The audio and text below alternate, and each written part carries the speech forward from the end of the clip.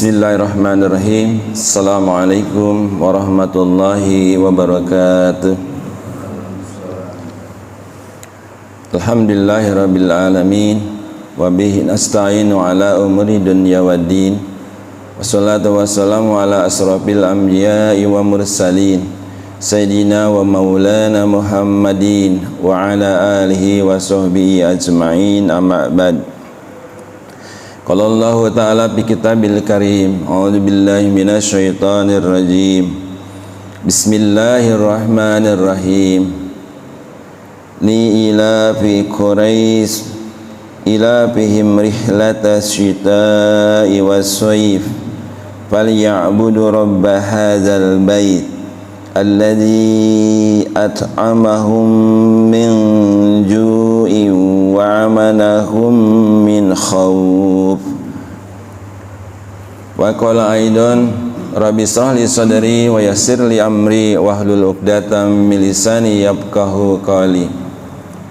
Sadaqallahu azim, sadaqa rasuluna bil karim. Walhamdulillahi rabbil alamin. Puji syukur mari kita senantiasa panjatkan kehadirat Allah Subhanahu wa taala atas nikmat yang Allah berikan kepada kita semua, hingga pada pagi hari ini kita masih diberikan nikmat sehat walafiat, nikmat iman, hingga kita masih diberi kesempatan untuk menjalankan ibadah kepada Allah Subhanahu wa taala. Dan salah satunya kita telah melaksanakan sholat subuh secara berjamaah di tempat yang mulia ini. Salawat serta salam mari kita sama-sama sanjungkan ke baginda Nabi Muhammad sallallahu alaihi wasallam, keluarga dan para sahabatnya.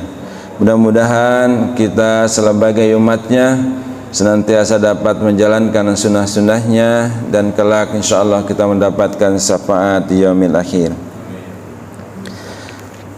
Jamaah yang dirahmati Allah, pada pagi hari ini kita akan sama-sama menyimak sedikit mengenai sejarahnya kaum Quraisy dan kemuliaan bagi orang-orang Quraisy. Sebagaimana kami bacakan tadi ayat Al-Qur'annya sampai ditulis di dalam Al-Qur'an, yaitu surat Quraisy. Jamaah yang dirahmati Allah, kita mengetahui bahwa Nabi Muhammad sallallahu alaihi wasallam juga memang berasal dari kaum Quraisy. Sejarah menuliskan bahwa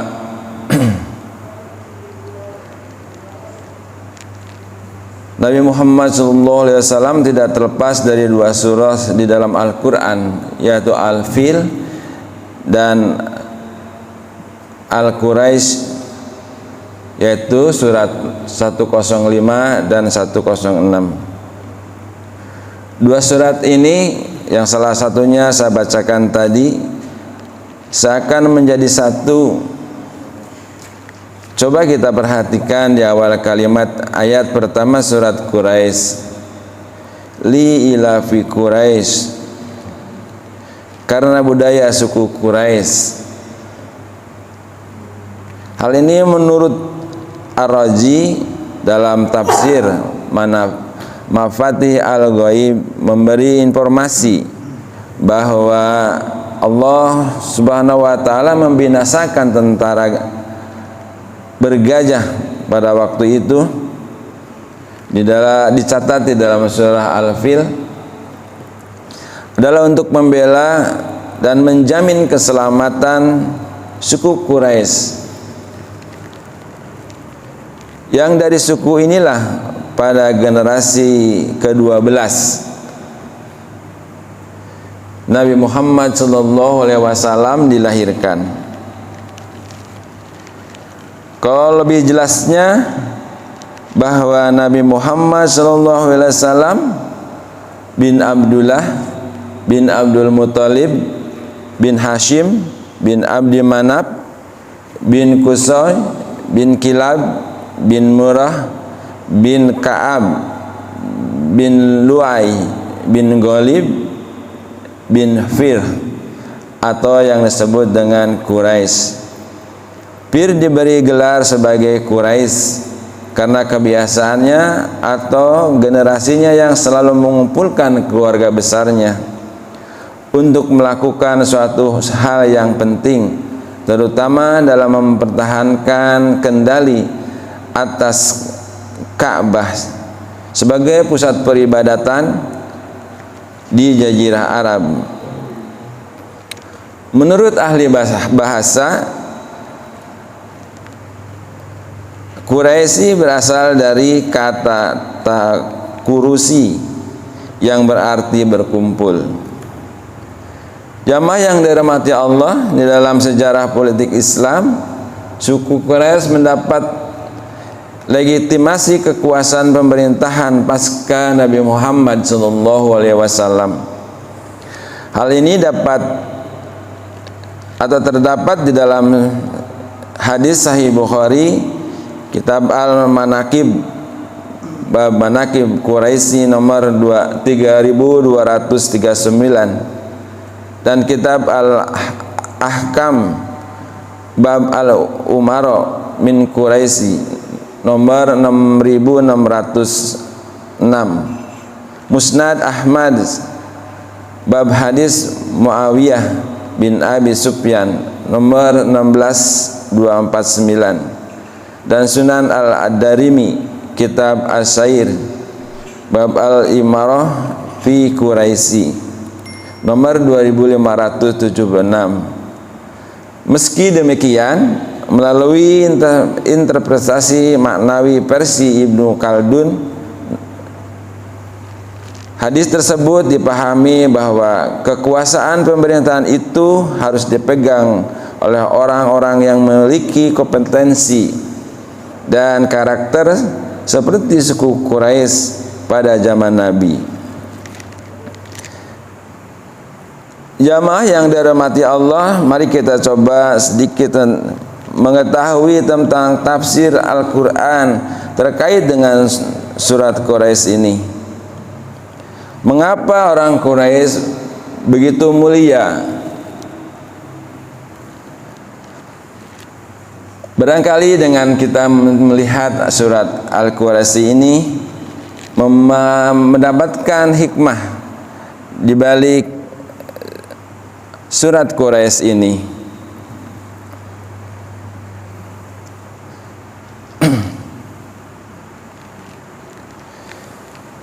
Ayat pertama sebagaimana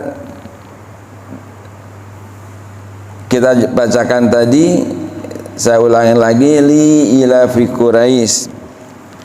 Syarat pertama ini diambil dari kalimat li ilaf yang artinya karena kebiasaan.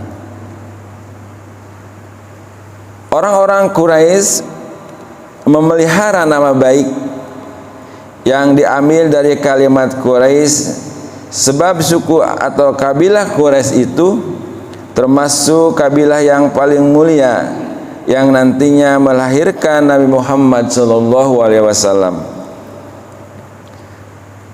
Maka seorang pedagang pun harus selalu memelihara nama baiknya sehingga dapat kepercayaan yang penuh dari sekalian pelanggannya, karena tidak pernah berdusta atau menipu, tidak pernah juga menyalahi janji atau menimbun barang-barang yang dibutuhkan oleh masyarakat lain.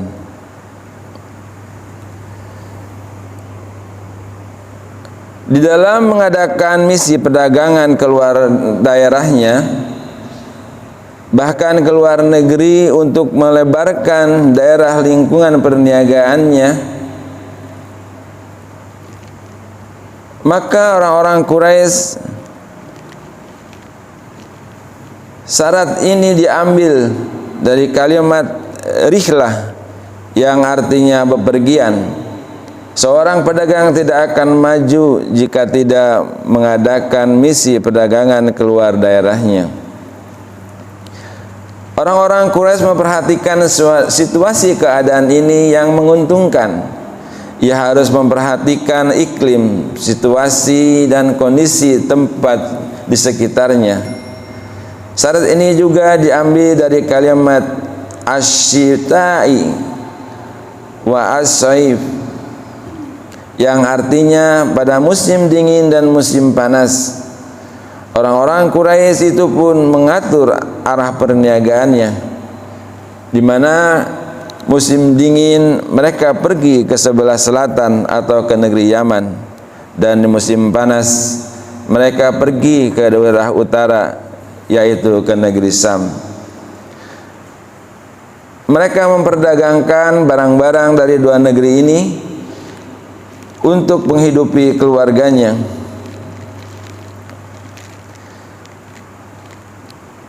Syarat-syarat ini diperhatikan betul dengan seksama, niscaya akan mendatangkan kemakmuran yang merata, dan kemakmuran itu jangan sekali-kali hanya untuk memuaskan hawa nafsu saja, akan tetapi harus menjadikan bekal untuk beribadah kepada Allah Subhanahu wa taala yang mempunyai Baitullah,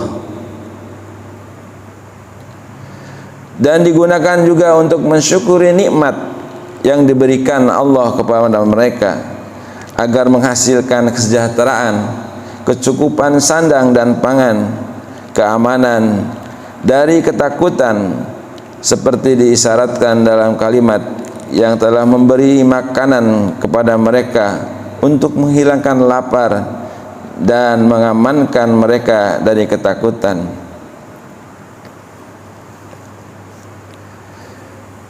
Jadi yang harus disembah dan disyukuri itu adalah Allah pemilik Ka'bah.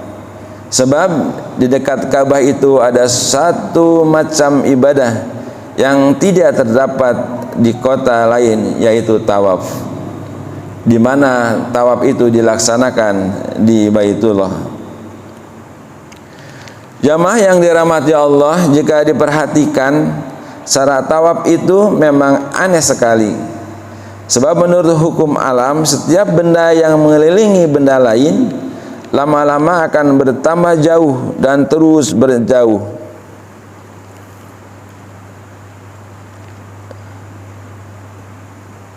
Atau terus akan beredar dari titik pusarnya sesuai dengan daya sentrifugal atau daya lompatan keluar. Jika sebuah batu diikat dengan tali lalu diputarkan, maka batu itu terlepas mesti terlempar jauh keluar. Demikian pula dalam bidang kerohanian. Seorang pedagang yang tadinya rajin salat berjamaah dan menghadiri pengajian para ulama di perkampungannya misalnya, setelah sering bepergian keluar daerah, maka ia bertambah jauh dari masjid dan ulamanya. Jika ia berpergian keluar negeri, tentunya akan bertambah jauh pula dari sumber agamanya. Akan tetapi tidak demikian dengan keadaan orang-orang yang sedang tawaf di Baitullah. Walaupun ia berkeliling sampai 7 kali, tapi ia tetap berada di samping Baitullah. Demikian pula hendaknya setiap pedagang yang telah menjadi hartawan atau jutawan tetap saja tekun melaksanakan ibadah kepada Allah Subhanahu wa taala secara terus-menerus. Jamaah yang dirahmati Allah, dengan ayat-ayat berikut ini Allah menerangkan profesi suku Quraisy sebagai kaum pedagang dan di negara yang tandus dan mempunyai dua jurusan perdagangan pada musim dingin dan musim panas. Musim dingin mereka ke arah Yaman dan musim panas mereka ke arah Sam. Orang-orang penghuni pedagang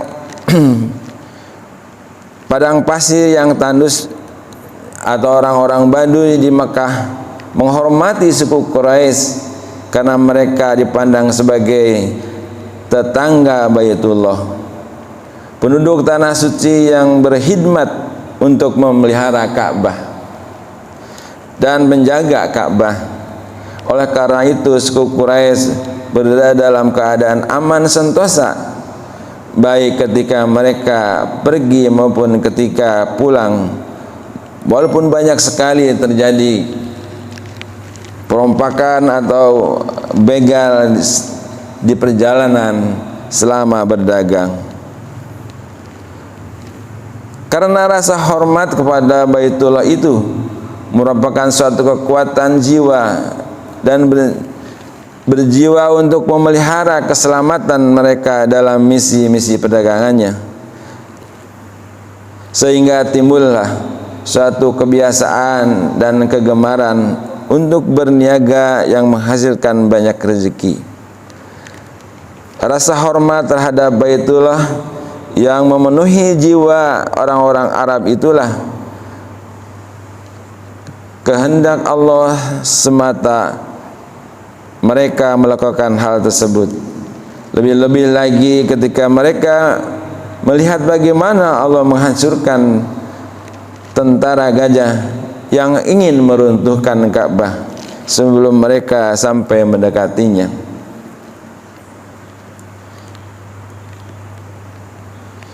Sekiranya penghormatan terhadap Baitullah kurang mempengaruhi jiwa orang-orang Arab tersebut, tidak ada sama sekali pengaruhnya, niscaya orang-orang Quraisy itu tidak mau mengadakan perjalanan-perjalanan perdagangan tersebut.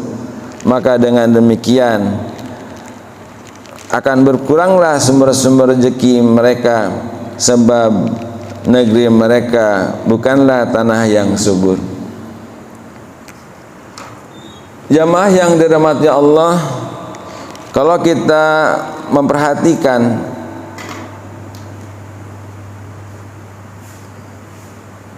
dari apa yang dilakukan oleh orang-orang Quraisy selama itu, bahwa karakter suku Quraisy jelaslah mereka memiliki etos kerja yang kuat dan spirit keagamaan yang begitu dalam.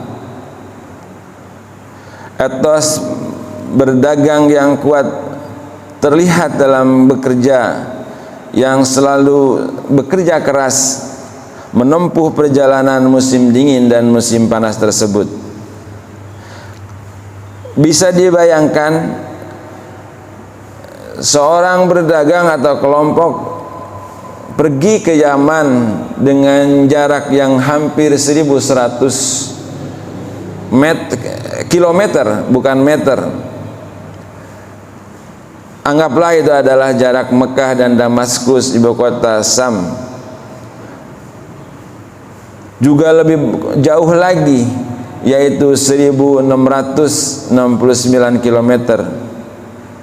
Tidak terbayangkan barangkali oleh kita semua waktu yang diperlukan untuk menempuh perjalanan yang begitu panjang dari selatan ke Jazirah Damaskus, utara di Mekah.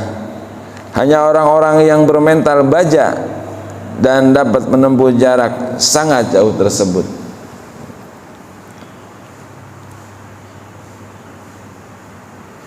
Jamaah yang dirahmati Allah, sebenarnya ketahui bahwa di Mekah umumnya pada waktu itu menganut agama Smith, monoteisme, meskipun sebagian bercampur dengan politisme. Dalam Al-Quran menginformasikan bahwa kalau para penyembah berhala itu ditanya, siapa yang menciptakan langit dan bumi? Mereka akan menjawab, penciptanya adalah Allah. Sebagaimana dijelaskan di surat Al-Luqman surat ayat 25 dan Az-Zuhruf ayat 9. Lalu mengapa menyembah berhala? Tetapi mereka menjawab, kami tidak menyembah berhala, melainkan kami berharap agar mereka mendekatkan kami kepada Allah dengan sedekat-dekatnya. Tradisi politis ini tampaknya akibat dari kedangkalan rasional atau berpikir dari konsep bertuhan. Inilah yang menjadikan sasaran dari Nabi Muhammad SAW 13 tahun melakukan dakwahnya di kota Mekah.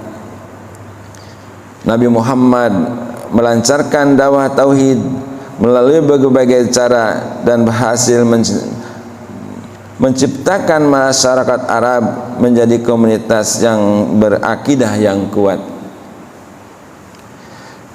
Jamaah yang dirahmati Allah, sesungguhnya kita ingin melihat bahwa spiritualitas atau kekuatan yang dimiliki oleh orang-orang Quraisy ini begitu kuat, memegang teguh keimanan kepada Allah Subhanahu wa taala. Dan pantas pula lah bahwa Nabi Muhammad SAW pun dilahirkan dari masyarakat ini.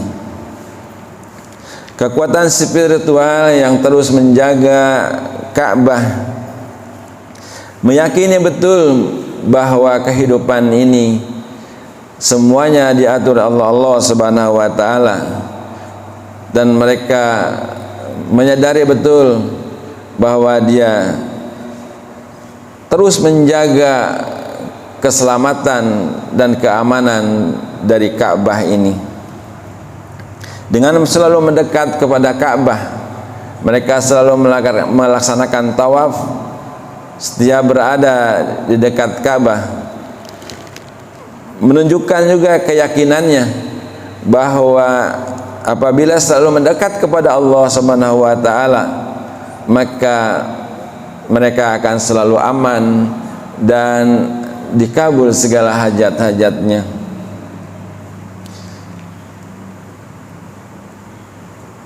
Jamaah yang dirahmati Allah, fenomena ini terus berkembang sampai hari ini. Orang-orang yang pergi berziarah atau melaksanakan umroh dan haji berusaha untuk melaksanakan tawaf ini. Akan tetapi barangkali karena situasi saat ini yang begitu besarnya minat umat Islam yang ingin melaksanakan tawaf sampai begitu sulitnya untuk bisa mendekat ke Ka'bah ini. Walaupun pemerintah Arab Saudi pada saat ini sudah mengadakan berbagai cara, ya, bisa di lantai 1, bisa lantai dasar sampai lantai 3, yang akhirnya banyak sekali jamaah tidak tertampung dan tidak melaksanakan tawaf. Maksud saya tawaf sunnah, karena begitu sulitnya bisa masuk ke area ini, sehingga bisa dibayangkan bagaimana spiritual atau keimanan orang-orang pada saat ini. Dengan semangat ingin mendekat, tetapi Allah menjauhkan karena situasi dan kondisi. Kalau dapat kita sadari bahwa dengan dijauhkannya situasi kondisi ini untuk orang-orang yang hingga tidak dapat melaksanakan salah satunya adalah tawaf di dekat Ka'bah ini. Kalau kita menyadari begitu pula lah keimanan yang ada di dalam orang-orang pada saat ini, kesulitan untuk didekatkan kepada rumah Allah ini, jauh-jauh dari negerinya datang ke Arab Saudi untuk melaksanakan umroh misalnya. Di sana kita hanya bisa melaksanakan tawaf wajib dan kembali nanti tawaf wada.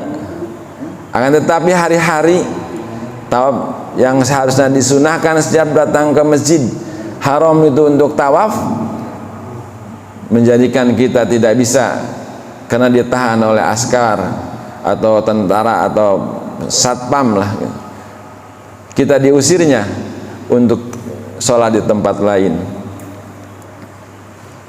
Begitulah sulitnya sekarang ini mendekati Ka'bah. Saya melihat bahwa ini fenomena juga untuk kita pikirkan, bahwa begitulah keimanan dan begitulah Allah Subhanahu wa taala menyampaikan melalui Rasulnya bahwa umat Islam memang betul semakin banyak, tetapi boleh jadi siapa yang betul-betul mencintai Allah tersebut. Ini adalah suatu hal yang perlu juga kita pikirkan barangkali, bahwa bagaimana hati kita khususnya ketika berada di kota Mekah, padahal itu adalah kesempatan untuk mendekat kepada Allah Subhanahu wa taala dengan sedekat-dekatnya, sebagaimana digambarkan oleh orang-orang Quraisy yang begitu khusyuk dan kontinu mendekat kepada Ka'bah ini karena yakin bahwa disitulah doanya selalu dikabulkan, disitulah dia akan mendapat pengamanan dari Allah Subhanahu wa taala, baik ketika dia berada di Mekah maupun dia saat bepergian jauh dari kota Mekah. Dan itu sudah terbukti bahwa mereka dengan jauhnya perjalanan kedua kota dan negara ini, mereka dalam keadaan aman.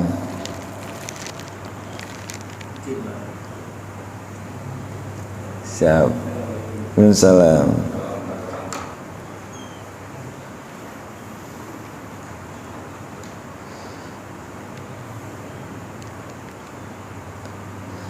Jamaah yang dirahmati Allah, dari suku yang memiliki kehandalan dan atas kerja ini yang patut kita pandang atau patut kita teladani kekuatan spiritualnya dan kekuatan etos kerjanya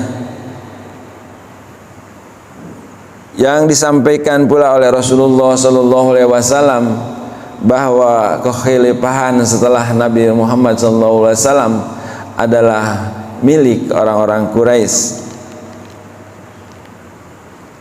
Maka terbukti pula dari 4 khalifah yang ada pada waktu itu semuanya adalah orang-orang Quraisy. Dan ini juga barangkali yang menunjukkan bahwa sebagaimana dijelaskan bahwa pemimpin-pemimpin sekarang sesungguhnya kita bisa melihat bahwa pemimpin-pemimpin yang harus kita pilih, baik secara kecil, sedang maupun besar, sesungguhnya kita harus bisa melihat siapa pemimpin yang memiliki etos kerja yang sangat bagus dan memiliki spiritual yang baik terhadap Allah Subhanahu wa taala. Mudah-mudahan dengan kita bercermin kepada kekuatan atau kemuliaan orang-orang Quraisy ini, kita bisa mengambil hikmah dari kekuatan mereka dan kejujuran mereka. Kejujuran dan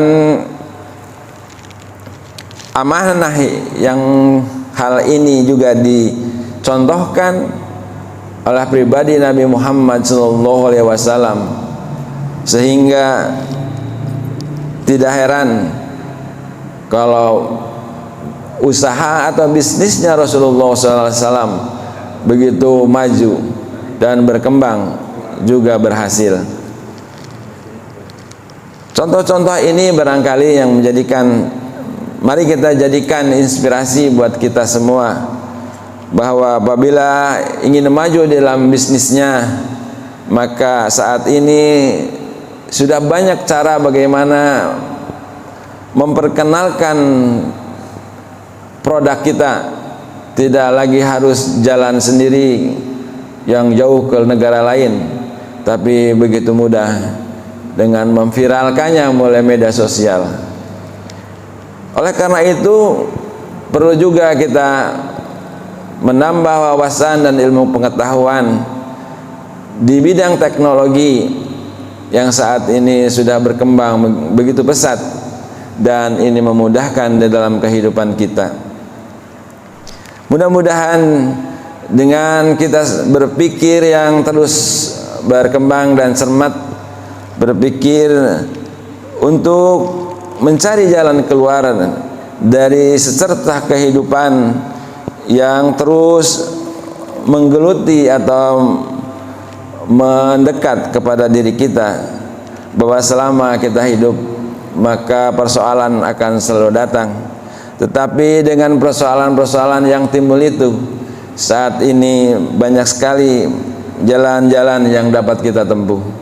Akan tetapi harus diingat bahwa banyak jalan yang dapat memudahkan kita, tetapi kita harus bisa memilihnya, yaitu jalan yang diridhoi Allah Subhanahu wa taala. Sehingga apa yang kita lakukan dan apa yang kita laksanakan menjadi berkah dalam kehidupan kita, tidak saja berkah di dunia, melainkan juga berkah di akhirat. Itulah contoh yang dapat kita ambil sebaik-baik contoh yang zaman dahulu dipegang oleh orang-orang Quraisy dan kemudian ditampilkan atau disarikan di dalam pribadi Nabi Muhammad SAW, dan dicontohkan pula oleh para sahabatnya yang meraih keberhasilan, seperti bisnisnya Abdurrahman bin Auf, seperti kebaikannya Utsman bin Affan dan lain-lainnya. Itu adalah suatu cerminan yang mungkin dapat kita ambil contoh. Jamaah yang dirahmati Allah, mungkin pada pagi hari ini saya tidak sampai full, masih banyak waktu. Kami persilahkan barangkali ada yang ingin menambahkan.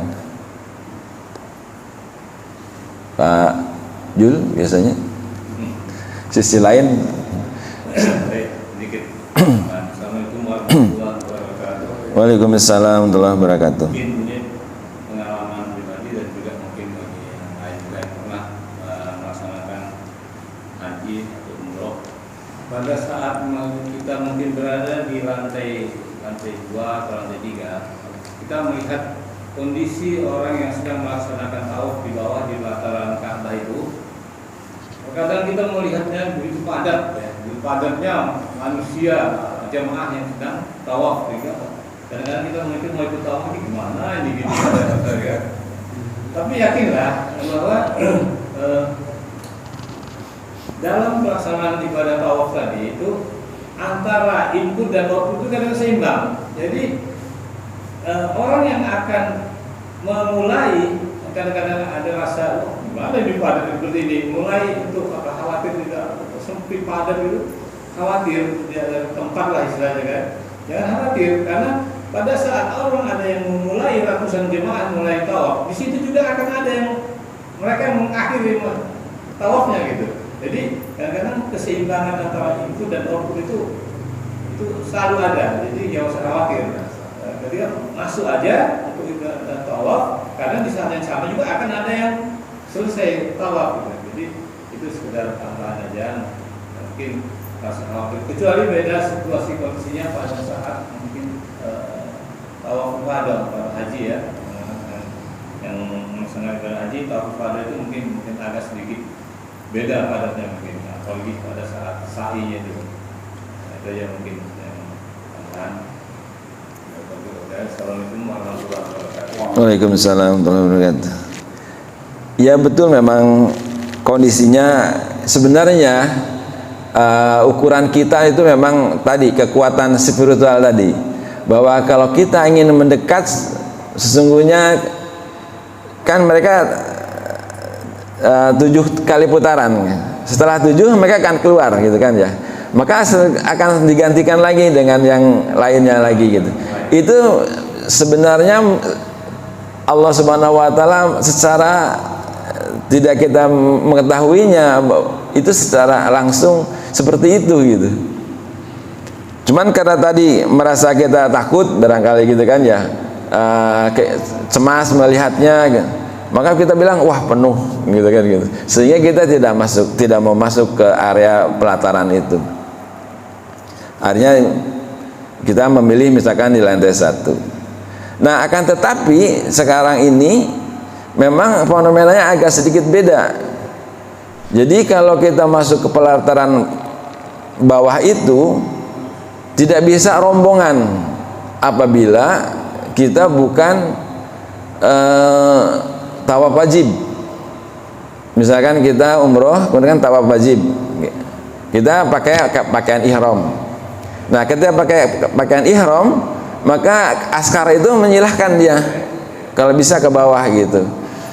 Akan tetapi begitu kita udah pakai pakaian biasa, si penjaga ini menjaga, nggak boleh gitu, nggak boleh. Begitu kita lihat ada 4 orang jalan semua, kita bilang kita tawaf gitu, dilarikan ke lantai 2, lantai 3 gitu, sehingga memang menjauh dari Ka'bah itu sekalipun kita tawaf. Bayangkan di lantai atas itu 3 kilo gitu kan, mutar gitu, padahal di bawah cuman 1400 gitu ya, putaran gitu kan, pendek sekali gitu. Nah, dan itu sulitnya. Jadi kalau kita rombongan 4 orang aja kita jalan gitu, kita bilang mau tawaf gitu, pakaian kita biasa, sudah diusir, nggak boleh ke atas. Akhirnya sekarang ini ada orang-orang yang mengambil inisiatif, dia pakai pakaian ihram laki-lakinya, terus berdua aja, berdua jalan gitu, terus bilang tawaf gitu. Itu kalau mencari jalan keluar. Jadi tawaflah dia, bisa dikasih, karena berdua kan, dianggap mungkin si askarnya wah cuma berdua, nggak repotan di nggak jadi padat di bawah gitu. Nah, itu kira-kira seperti itu gitu. Jadi secara alami askar udah wah, kita mungkin dianggapnya wah rombongan bikin padat di dalam gitu. Mungkin seperti itu Pak gitu. Pak Anto tambahan.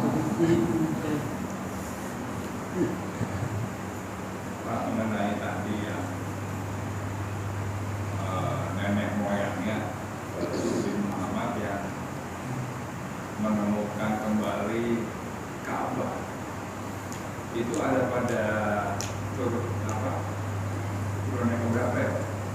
Di atas. Tadi kan yang ke-12 ya. Atasnya lagi kalau Akhir. Jadi yang paling atas itu namanya Fihr Quraisy.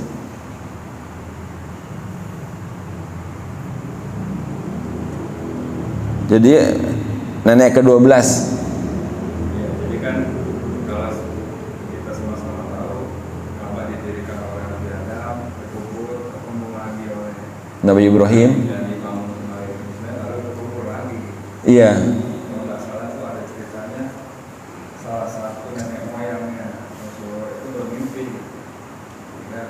Ya, yang ada cerita bahwa itu ditolong dibongkar gitu ya. Ya itu di keturunan yang mana ya? Nasib lagi apa ya? Nah, saya masih lupa tuh. Di posisi yang mana, apa di Hashim atau di atasnya ya, di Abdul Manaf ya. Dan itu memang mereka itu memegang agama Ibrahim kan gitu ya. Jadi kalau dulu zaman Rasulullah itu belum lahir banyak yang menyembah berhala gitu. Dia mah enggak ya? Dia mah enggak. Tetap Allah dia gitu. Cuma dia bilang berhala itu jadi wasilah gitu. Perantara gitu. Bisa mendekatkan katanya. Makanya di dibersihkan lalu ketemu lagi gitu kan, dijaga sama satu kabilah Pak. Ka'bah itu. Iya. Iya. Yang paling kuat itu kabilahnya Abu Muthalib. Iya. Yang paling kuat itu. Yang paling kuat. Ya. Iya, dia menjaga itu. Ya. Di antara orang-orang yang mulai menyembah berhala, dia tetap jagain Ka'bah itu sesuai dengan fungsinya gitu ya. Iya. Sampai-sampai waktu tentara gajah datang itu kan, cerita Abu Muthalib bahwa onta-ontanya Abu Muthalib diambil kan gitu ya. Kemudian Abu Muthalib dia datengin tuh Abraha tentara itu. Terus dia bilang dia pikir mau damai kan gitu. Tapi dia bilang enggak, saya mau ngambil unta aja. Unta saya kemariin gitu. Terus gimana? Ka'bah mah urusan itu mah ada yang jaga gitu. Biarkan aja gitu. Saya mah nggak ada urusan dengan Ka'bah gitu. Ya, dia menyelamatkan unta-untanya. Unta ini milik saya. Untanya milik saya katanya. Unta yang mau kami hancurin, itu milik Allah. Itu Allah yang jaga. Kemudian dia bingung dan coba terangkan gitu. Iya. Sampai begitu. Nah, begitu dia ambil untanya, selesai gitu kan, kembali lagi ke masyarakat yang di sekitar Ka'bah itu, dia bilang, "Oh, kamu naik ke gunung lah, ngumpet gitu." Terus lihat gitu kan, tuh ada tentara musuh mau ngancurin Ka'bah itu gitu. Ya, Salam. Jadi luar biasa memang. Jadi begitu yakinnya bahwa Ka'bah itu milik Allah gitu. Dan mereka betul-betul harus mendekat kepada pemilik Allah itu sebenarnya gitu. Dengan mereka berusaha satu-satunya itu gitu kan, Ka'bah itu. Itu mah belum ada sa'i gitu kan ya. Udah tawaf aja berarti ya. Udah tawaf aja. Tapi nanti mungkin Pak Ustaz jelasin, udah ada sa'i belum begitu tuh, haji tuh. Hajinya sebelum Rasulullah. Ya kan ada belajar haji juga, ibadah haji juga ada kan gitu. Zaman itu dimulai zamannya Nabi Ibrahim. Nabi Ibrahim kan ya. Udah ada berarti kan ya. Udah ada tuh.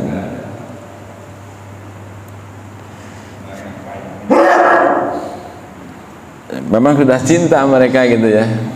Sedap gitu.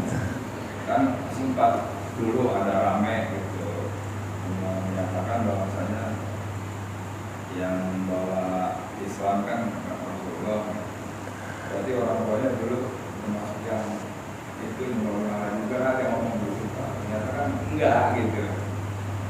Nyatanya ya dia pegang agama Ibrahim, dia orang itu katanya. Terus sampai ke atas.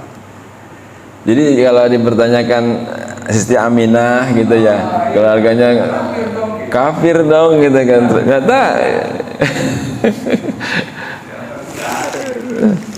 gimana Pak Jerman? Tambahkan Pak. Ya, yang saya tahu sih kan, keesaan Tuhan kan dari mengesahkan Allah itu kan dari zaman Nabi Adam. Cuman cara menyembahnya mungkin berdasarkan mungkin cara yang jelas itu monoteisme kan sejak Nabi Adam. Ya, mereka percaya Tuhan. Masalahnya kan dalam implementasi kan ada yang mengimplementasikan Tuhan itu ada yang berupa, kalau Ibrahim kan kaumnya kan bikin patung gitu kan, cerita gitu.